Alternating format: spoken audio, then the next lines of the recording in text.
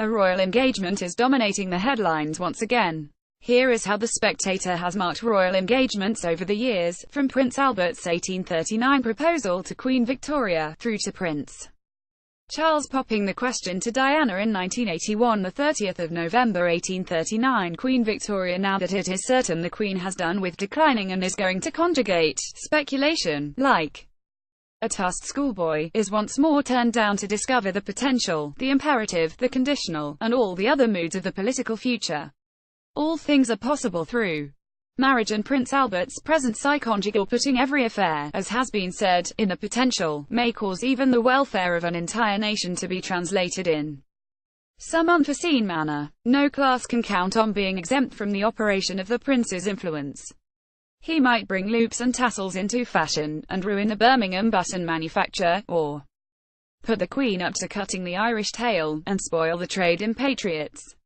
Denied all power by the Constitution, he may derive it to himself from every other source than can confer it in spite of Parliament and the law. Prince Albert of Saxe-Gotha may become virtual King of England. Kings and queens so seldom marry young. And, when they do marry, it is even so much seldomer that one hears any tender personal reasons alleged for the act, for the most part a mere diplomatic arrangement and empty ceremonial, that the idea of a maiden queen and a youthful prince, their united ages, as we expect the papers to remark, hardly amounting to 40 years, loving one another like any given Jock and Joan in a cottage, putting up free choice in lieu of political expediency, substituting passion for politeness betwixt each other, exchanging not vows but vows, altogether surprising nature, in fact, by restoring her to court, whence so long banished. This idea, we say, so charming if true, may reasonably be expected to put all the world and his wife into ecstatics. To what actual height the thing will go, it would be presumptuous in us at this moment to offer an opinion, but some slight forecast of the probable course of our national sympathies may even now not be too rashly ventured. The world will first of all naturally wait, but especially his wife, to see the bridegroom then. Indeed, if reports speak true, intimating that he is handsome, modest, cavalier-like, in a word, all that he ought to be, to fill such a destiny, the ecstasies must, and will, at once be gone into. We shall then have in the newspapers a daily average of 33 entirely exclusive memoirs of the prince, with facsimiles of the potbooks he made when he learnt writing, and accounts under the same master with the future Queen of England, and a proportionate number of superb, and the only genuine portraits, given, gratis with our week's number, by editors to whom no sacrifice is too large that enables them to testify the enthusiasm with which they are there and then rallying, for the 100th time, round the throne. Then shall we have odes, ballads, hymns, epithalamiae. Then will the sphere-born harmonious sisters wed their divine sounds, to produce 24 celebrated original songs per diem. For Tweedledum, Tweedledee, and Co., adorned on the outside with as many exquisite lithographic illustrations, showing our united sovereigns, for example, in a bower in the quadrangle of Buckingham House, a sentinel in the background, and over all the conscious moon, for 2 shillings.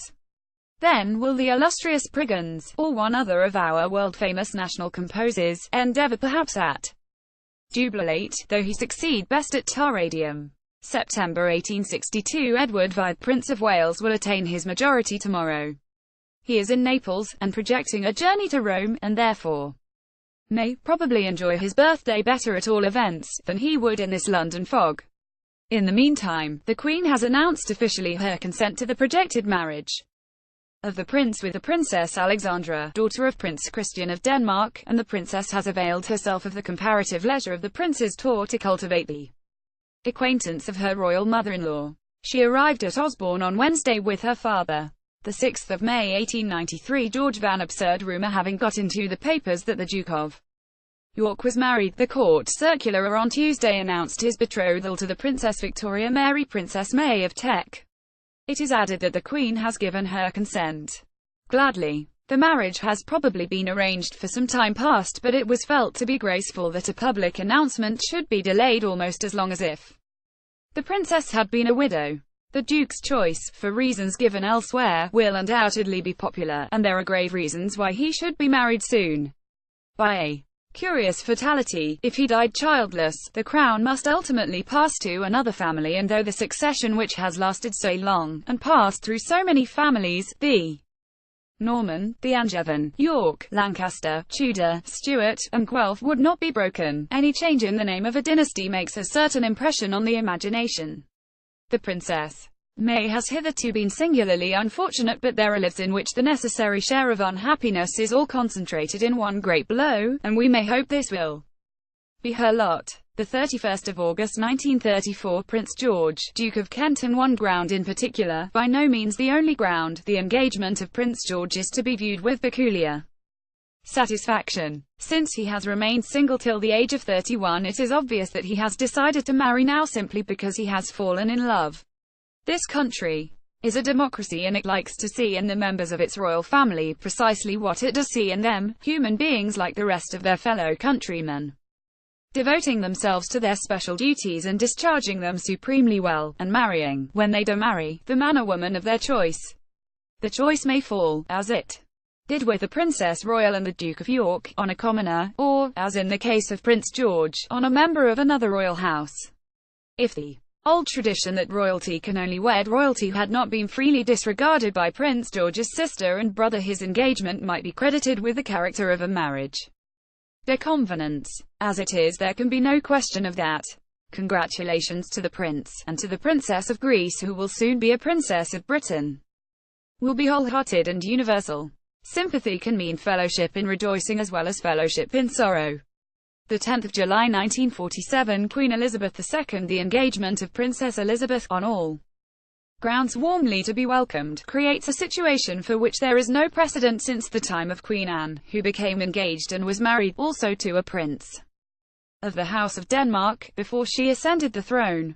That Princess Elizabeth would in due course enter on that family life of which her parents and grandparents provided so admirable an example has always been naturally assumed, and now that her choice has been made, there will be universal satisfaction that she has chosen so well.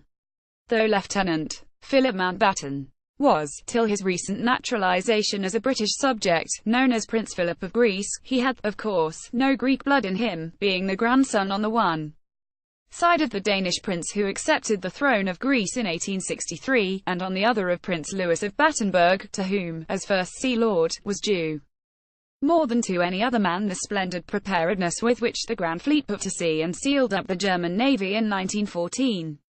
Lieutenant Mountbatten, who has made the British Navy his own career, has, in the 8 years since he entered the Royal Naval College, shown a promise in his professional work comparable to that displayed at a similar age by his distinguished uncle, the Viceroy of India. The young sailor's future will no doubt now be such as befits the husband of the heiress presumptive to the throne. He will share her many duties, lighten her burdens and the care that yokes with empire, and by his support help her, in the days, still, we trust, far distant, when the princess is sovereign, to keep her throne unshaken still, broad-based upon her people's will, and compassed by the inviolate sea. The princess could hardly have made a choice that would raise questioning or doubt, but there is a special place in English hearts for a sailor and a sailor's bride. The 4th of March 1960, Princess Margaret made the gossip columnists look even more inept at their dingy trade than usual when her engagement was announced to a young man that none of them had even hinted at as a starter. A number of amateur journalists suddenly recalled how well they had known, and how highly they had esteemed Mr. Armstrong James, and, it seemed, that they had always called him Tony Bryan. England's the 2nd of June 1973, Princess Anne joined in the general congratulations offered to Princess Anne and Lieutenant Mark Phillips on their engagement. It is very satisfactory that no pressures have been put upon the princess to choose a husband from the remnants of European royalty or even from the British upper classes of nobility and landed gentry. Princess Anne's choice has fallen upon a young man of the upper middle class whose chief distinction is his horsemanship. Obviously it is a love of horses that has brought the couple together, and his ability in the saddle will certainly have commended the young dragoon to the Queen. In retrospect, it is unfortunate that the princess and the lieutenant were so vigorous in their denials of a romance as recently as March, particularly since we are led to understand that the engagement itself was entered into at Easter. The princess said in March there is no romance, and no grounds for rumors of a romance, and Lieutenant Phillips, asked if an engagement was likely, said, "It is absolute nonsense. There is no truth in it whatsoever." The explanation of these statements given by a Buckingham Palace spokesman this week, that, at that time they had not thought of getting married, is also deficient in candor, unless indeed the romance itself blossomed suddenly during last month, and this. The engagement is certainly a lucky windfall for the Prime Minister and the troubled Tories. It is difficult to think of any other conceivable story which would have so happily driven the Lambton affair off the headlines, and so easily and sweetly have removed soreness from the public mood. By the time national rejoicing reaches its due peak with a spectacular Westminster Abbey wedding in November, the present difficulties the government is having will have become vague and distant memories. George Gale, the 28th of February 1981. Prince Charles. Will begin by expressing my one anxiety about the royal marriage arrangements, confident that it is one which many others share. It concerns the bride's stepmother and her step-grandmother, Rain Spencer and Barbara Cartland.